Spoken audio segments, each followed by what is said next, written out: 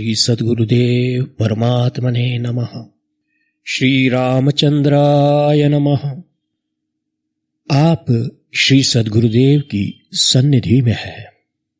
श्री गुरुदेव की सन्निधि में इस भाग के इसके दूसरे भाग से शास्त्र ज्ञान विज्ञान प्रकरण में अब ये तीसरा विषय ज्योतिष शास्त्र का विभिन्न शास्त्रों से संबंध, इसके बारे में जो नोट किया है कुमुदिनी बेन ने 14/7/52 में डहाणू में, यह मैं पढ़ रहा हूं। श्री गुरुदेव आज दोपहर के 1 बजे अहमदाबाद से मोटर में यकायक पधारे हैं। कल फ्रंटियर से कोटा पधारेंगे। शाम को दर्शनार्थियों की सभा में स्टेशन के सत्संगी भाई दुर्लभ भाई जी प्रेस वाला ने श्री गुरुदेव से प्रश्न किया, ज्योतिष शास्त्र का योग शास्त्र से क्या संबंध है? श्री गुरुदेव ने कहा, वैसे तो ज्योतिष शास्त्र की सहायता से प्रत्येक मनुष्य के ग्रहों के लग्नांश आदि ठीक से ज्ञात किए जाए तो शरीर के किस स्थान पर, किस समय पर, किस वर्णयुक्त, किस नाद ब्रह्म शब्द के द्वारा किस दशा में बैठकर योग साधना करना चाहिए, यह सब मालूम हो जाता है और साधना निश्चित ही फलित होती है। परंतु ज्योतिष व योग क्रियाओं के संबंधित इतना गहरा ज्ञान होना बहुत ही कवचित संयोग की बात है। फिर भी थोड़ा बहुत ज्योतिष व थोड़ी कुछ वैसी क्रियाओं का ज्ञान कईयों को होता है, लेकिन इनमें से बहुत लोग तो छोटी छोटी साधना के द्वारा एक आध सिद्धि प्राप्त करके कमाने का धंधा खोल देते हैं। एक बात का पक्का निश्चय करना चाहिए कि ज्योतिष शास्त्र की सूक्ष्मताओं का ज्ञान तो विरले ज्ञाता को ही होता है। आपके समाधान के लिए मैं कुछ बातें मोटे तौर पर बतलाता हूं। देखो, इस सारे विश्व की चालक आत्मा सूर्य है। सूर्य से ही हमको नियम पूर्वक अविरत नूतन प्रकाश, नूतन प्राण शक्ति, प्राणवायु आदि मिलती है और सूर्य को परम तत्व से मिलती है। ये न सूर्यस्तपति तेज से दृढ़, उसी पर ब्रह्म के तेज से ही प्रदीप्त होकर सूर्य तपता है। जन्माद्यस्यतः अर्थात इस जगत की उत्पत्ति, स्थिति और प्रलय जिससे होती है वह परम ब्रह्म है। उसी से यह समस्त भूत उत्पन्न होकर जीते हैं और मरते हुए उसी में लीन होते हैं। ब्रह्मांडम संपूट कलेवर मध्यवर्ती चैतन्य पिंडमिव मंडलमस्ति यस्य आलोकितो अपि दुरितानि निहन्ति यस्तम मार्तंगमादि पुरुषम प्रणमामि नित्यम। ब्रह्मांड के संपूर्ण रूप कलेवर की मध्य में रहे हुए चैतन्य के पिंड स्वरूप मंडल धारण किए हुए और जो दर्शन मात्र से भी पापों को दूर कर देते हैं, वे आदि पुरुष मार्तंग सूर्य भगवान को मैं प्रणाम करती हूं। यह मृत्युलोक पृथ्वी के अंतर्गत है। पृथ्वी के ऊपर अन्य ग्रहों का प्रभाव होता है, होता रहता है। पृथ्वी के अंतर्गत मनुष्य, प्राणी, वनस्पति इत्यादि जो भी है सभी के ऊपर, इसलिए इन ग्रहों का प्रभाव होता रहता है। यह प्रभाव हमेशा एक सा नहीं रहता, कारण कि पृथ्वी भी और सभी ग्रह भी सूर्य के तथा परस्पर के भी चुंबकीय गुरुत्व आकर्षण की शक्ति को लेकर अपने अपने स्थान पर परिभ्रमण करते रहते हैं। अगर इनका प्रभाव नहीं होता तो समुद्र में ज्वार भाटा कदापि होता ही नहीं। सूर्य पृथ्वी को गर्मी दे रहा है और साथ ही साथ पृथ्वी में से रस को आकर्षित भी करता है। चंद्र पृथ्वी को रस ही रस देता है, रस खींचता नहीं है। सूर्य की रस खींचने की शक्ति व चंद्र की रस देने की शक्ति के आकर्षण को लेकर पृथ्वी पर समुद्र में ज्वार भाटा होता रहता है। इसका प्रभाव शरीर के रस धातु पर पड़ता है। इसी कारण से शरीर में शिथिलता, स्फूर्ति आदि न्यून अधिक मात्रा में होती रहती है। पृथ्वी सूर्य की एक परिक्रमा 1 वर्ष में करती है। इस भ्रमण के कारण सूर्य की किरणें हमें हमेशा एक सी नहीं मिलती है। गर्मी, सर्दी, बारिश आदि तथा विविध ऋतुओं का होना इस बात के प्रत्यक्ष प्रमाण है। भ्रमण के कारण पृथ्वी और सूर्य की विभिन्न स्थिति और उनके भी विभिन्न अंतर होते हैं। इसी कारण से सूर्य से अविरत बहती प्राण शक्ति विभिन्न समय पर विभिन्न सामर्थ्य वाली होती है। पृथ्वी व सूर्य के विभिन्न अंतर इत्यादि के खूब परीक्षण करके, अनुभूति युक्त निश्चय करके भ्रमण क्रम के 12 विभाग ज्ञात हुए, जो 12 राशियों का राशि चक्र है, मीन, मेष इत्यादि। फिर मीन राशि में सूर्य 1 मास रहता है, वह मास भी निश्चित किया गया और उसको चैत्र मास कहा गया। इसी प्रकार 12 मास के निश्चय किए गए। चैत्र में मीन का सूर्य, वैशाख में मेष का इत्यादि। सूर्य की विभिन्न सामर्थ्य वाली किरणों को समझकर एक ही सूर्य के 12 आदित्य गिने गए हैं। सूर्य भगवान आदि है, इसलिए आदित्य समस्त ब्रह्मांड के प्रसव का कारण है, इसलिए सूर्य कहलाते हैं। सूर्य मंडल के मध्य में विराजित परम तत्व परमात्मा सर्वलोक को देखते रहते हैं। इससे बढ़कर और आश्चर्य क्या हो सकता है। सूर्य मंडल मध्यस्थम रामम सीता समन्वितम, अर्थात सूर्य मंडल के मध्य में सनातन, अनादि, अनंत तथा ज्ञान स्वरूप पुरुषोत्तम भगवान विराजे हैं और समस्त लोकों को देख व संभाल रहे हैं। यह सत्य है। फिर यह आश्चर्य तो देखो कि प्रत्येक मास के प्रत्येक आदित्य की किरणें पृथ्वी पर अलग अलग प्रभाव डालती है। इसी से चराचर सृष्टि के शरीर व मन और प्राण तथा चेतन पर भी विभिन्न प्रभाव पड़ता रहता है। अब इसको लेकर हमारे शरीर में मुख्य 12 अंग माने गए हैं, जिनके ऊपर 12 आदित्य का भारी प्रभाव होता है।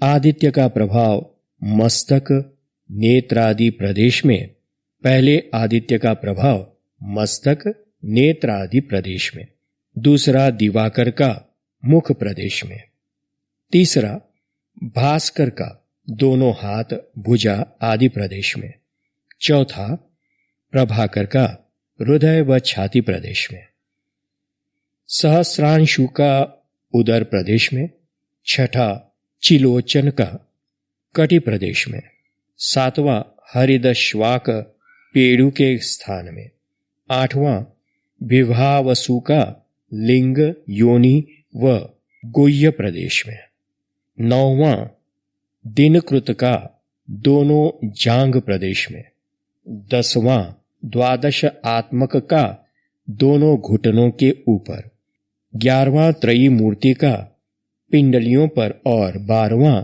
सूर्य का चरणों पर प्रभाव होता है।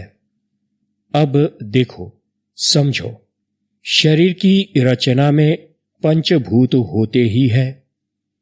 पृथ्वी तत्व से त्वचा, मांस, केश, रोम, हड्डियां, जल तत्व से रस, रक्त, मूत्र, वीर्य, लार, अग्नि तत्व से जठराग्नि, पित्त, नेत्र, अंधकार, क्रोध आदि।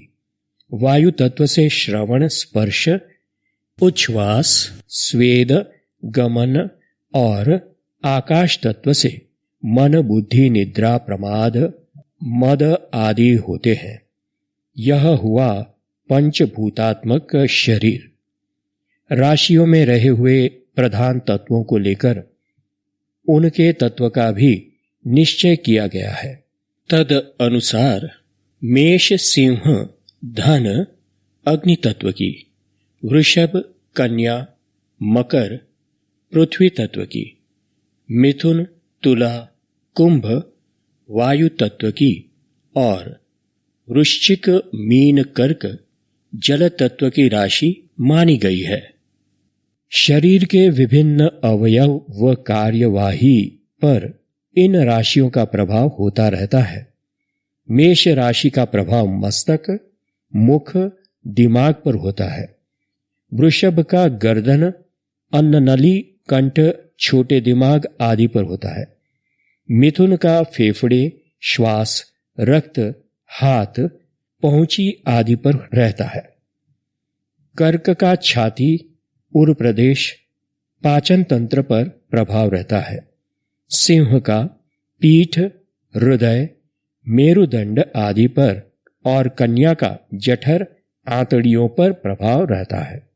तुला का मूत्रपिंड, कटी प्रदेश में और वृश्चिक का प्रजन तंत्र, मल विसर्जन, गुप्तेंद्रिय आदि पर प्रभाव रहता है। धन का नितंब, मज्जा तंतु, प्रमुख नाड़ियां पर प्रभाव होता है। मकर का घुटनों पर, कुंभ का पग, रक्त के परिभ्रमण, हाथ के कोण आदि पर प्रभाव पड़ता है।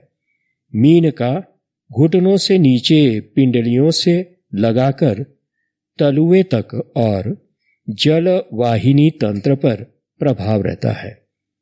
इस प्रकार हमारे शरीर के विभिन्न स्थानों में 27 नक्षत्रों के प्रभाव के केंद्र निश्चित किए गए हैं। इस प्रकार गणित व अनुभूति की ठोस भूमिका पर ज्योतिष शास्त्र की रचना हुई है। आयुर्वेद शास्त्र व योग शास्त्र की रचना भी इसी प्रकार से हुई है। ज्योतिष शास्त्र की बातों की पुष्टि आयुर्वेद तथा योग शास्त्र ने भी की है। मैंने समुद्र में ज्वार भाटा होने की बात कही, उसी प्रकार पृथ्वी व सूर्य के विभिन्न अंतरों को लेकर भ्रमण क्रम के अनुसार पृथ्वी पर विभिन्न ऋतुओं का उदय अस्त होता रहता है, परंतु इसमें भी नियम है। जैसे कि कर्क राशि में सूर्य आता है तब श्रावण में बरसात होती है। कन्या राशि के सूर्य में शरद ऋतु होती है। तात्पर्य कि इन नियमों के अनुसार ही प्राकृतिक परिवर्तन होते हैं। प्राकृतिक परिवर्तन के प्रभाव से शरीर की प्रकृति में भी परिवर्तन होता रहता है। जैसे कि शरद में पित्त प्रकोप तो वर्षा ऋतु में वायु प्रकोप होता है। फिर सूर्य की गर्मी के अनुसार प्रत्येक दिन में 3 बार शरीर प्रकृति में परिवर्तन होता है। मात्रा न्यून अधिक होती है। सुबह में कफ, दोपहर में पित्त और सायंकाल को वायु प्रकोप होता है। वर्षा के दिनों में चंद्र बलवान होता है और कफ वायु को दबाकर वायु का प्रकोप रहता है। तो ग्रीष्म में मंगल व रवि प्रबल होते हैं, इसलिए पित्त की प्रबलता होती है। और भी बात है, बाल्यावस्था में कफ, युवा अवस्था में पित्त, तो वृद्धावस्था में वायु का प्रकोप बहुधा विशेष होता है। जीवन के प्रथम 4 वर्ष का जो काल है उसमें चंद्रमा का प्रभाव प्रधान रूप से रहता है। चंद्रमा रसदाता और शीतल है, इसलिए इस काल में कफ श्लेष्म की अधिकता रहती है। अच्छा सुनो, थोड़ा विषय अंतर होता है, फिर भी इस विषय की सूक्ष्मता समझ में आएगी। श्लेषम जो होता है वह जीव मात्र के शरीर बल का आधार होता है। यह बाल कफ शरीर वृद्धि की क्षमता वाला होता है और बालक की शक्तियों की वृद्धि का काल भी वही काल है। अब भगवान की ज्ञानपूर्ण सर्जन क्रिया देखो। माता के शरीर के और कोई अंग में से दूध क्यों नहीं आता है और स्तनों में ही क्यों आता है? कारण कि स्तनों के संयोजन में वही श्लेषम पूर्ण जल प्रधान रूप में रहता है और वही जल बालक के शरीर की वृद्धि व पुष्टि करने वाला होता है। इसलिए स्तनपान की महत्ता है।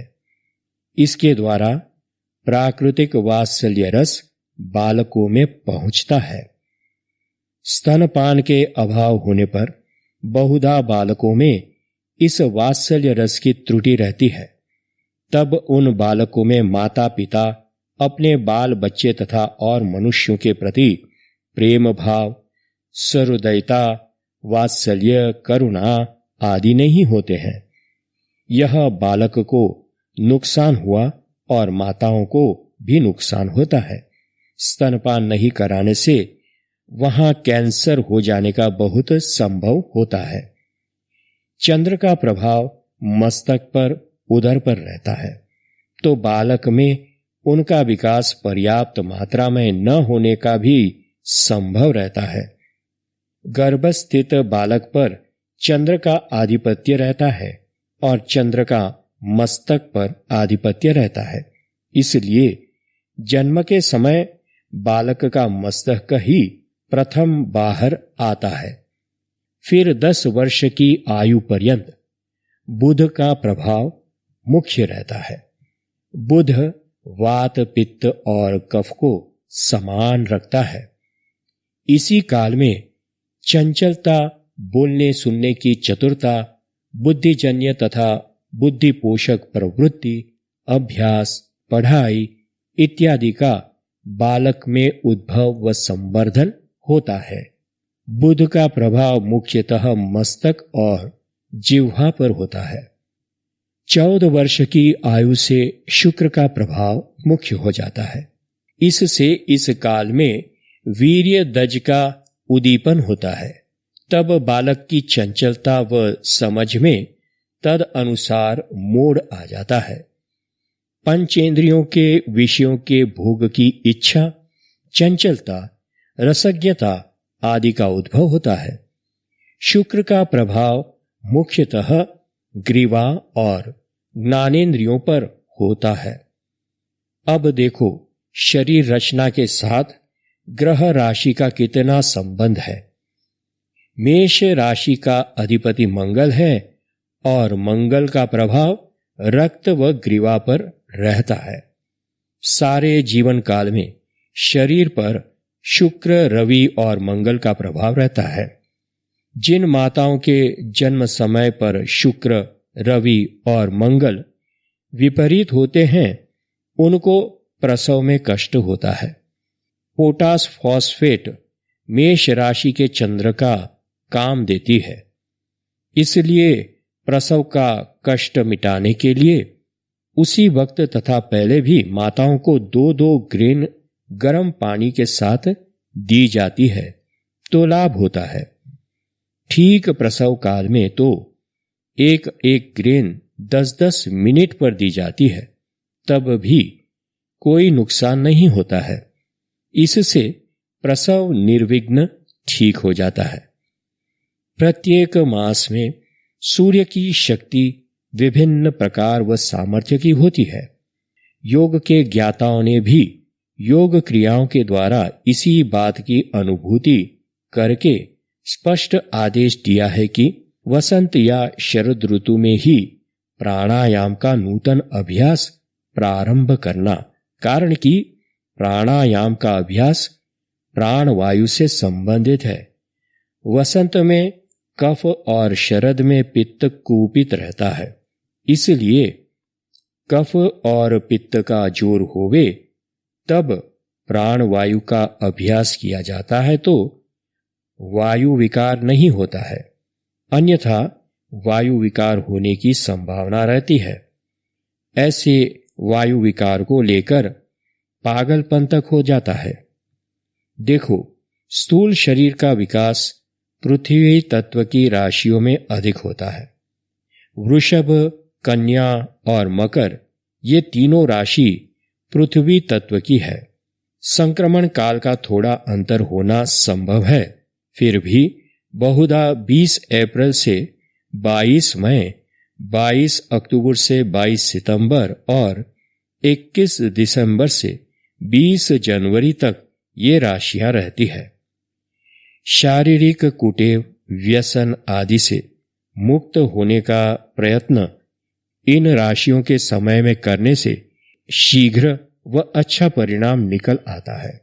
इसी तरह शरीर के निर्बल व दोष युक्त कोई एक अवयव को पुष्ट व दोष रहित करना चाहो तो उसके लिए निर्दिष्ट व्यायाम, औषध उपचार आदि इन राशियों के समय में किया जाए तो अधिक लाभ प्राप्त होता है और शीघ्र परिणाम देता है। सूक्ष्म शरीर की शक्तियों का विकास जल तत्व की मीन, कर्क, वृश्चिक इन 3 राशियों के समय में अधिक होता है। इनका समय है 12 फरवरी से 21 मार्च, 21 जून से 22 जुलाई, 23 अक्टूबर से 22 नवंबर। मानसिक सामर्थ्य प्राप्त करने तथा बढ़ाने को यह उत्तम काल है। इस काल में सूर्य रश्मियां हमारे सूक्ष्म शरीर तक पहुंचती है, इसलिए मनोनिग्रह, संयम, दोष निर्मूलन आदि का पुरुषार्थ इस काल में करने से ब्रह्मांड अंतर्गत शक्ति प्रवाह का सानुकूल सहारा मिलने से शीघ्र फलदायी होता है। सूक्ष्म शरीर की कुछ शक्तियों का विकास वायु तत्व की मिथुन, तुला और कुंभ राशियों में भी अधिक होता है। इन राशियों का काल है 20 जनवरी से 18 फरवरी, 22 मई से 21 जून, 23 सितंबर से 22 अक्टूबर। आत्मिक सामर्थ्य का विकास करने को, बुद्धि की सूक्ष्मता व स्थिरता बढ़ाने को यह काल उत्तम है। विद्यार्थी, विद्वान, साधक, चिंतक, लेखक आदि के लिए यह काल सर्वोत्तम फलदाता है। कारण शरीर की शक्तियों का विकास अग्नि तत्व की मेष, सिंह और धन राशियों के समय में अधिक होता है। इनका काल है 21 मार्च से 19 अप्रैल, 22 जुलाई से 22 अगस्त, 22 नवंबर से 21 दिसंबर। आध्यात्मिक उन्नति के लिए इस काल का पुरुषार्थ व व्यायाम बहुत ही लाभप्रद होता है। अब आप लोगों ने ये सब बातें जो सुनी, इनका संबंध राशियों से और ज्योतिष शास्त्र से मूलतः जुड़ा हुआ होने से आप लोग को अंदाजा तो हो ही गया होगा कि हमारे गुरुदेव कैसे थे, कितना उनको ज्ञान था, क्योंकि वे परब्रह्म परमात्मा ही थे। और जब गुरुदेव इतनी सारी बातें समझा रहे थे एकदम सहज रीति से, तो गुरुदेव जब कहते हैं यह सब कुछ, तो यहां आप लोग इसके अंदर से जो भी आपके लायक हो उसको अपना लीजिए, ध्यान दीजिए इन बातों पर, समझिए ध्यान देकर इन सारी बातों को। ये जो गुरुदेव की बातें हम पढ़ रहे हैं, तो इसको आप 5वां वेद ही समझिए, क्योंकि ये सब कुछ आपको कहीं और मिल नहीं पाएगा, एक ही स्थान पर, एक ही व्यक्ति के पास से। तो फिर गुरुदेव ने हमारे लिए ये जो छोड़कर गए हैं उपदेश, इनको श्रद्धापूर्वक सुनिए। यही मेरी आप लोगों से प्रार्थना है। हरि ओम तत्सत, हरि ओम तत्सत, हरि ओम तत्सत। श्री रामचंद्राय नमः। श्री सद्गुरुदेव नमः। ओम शांति शांति शांति।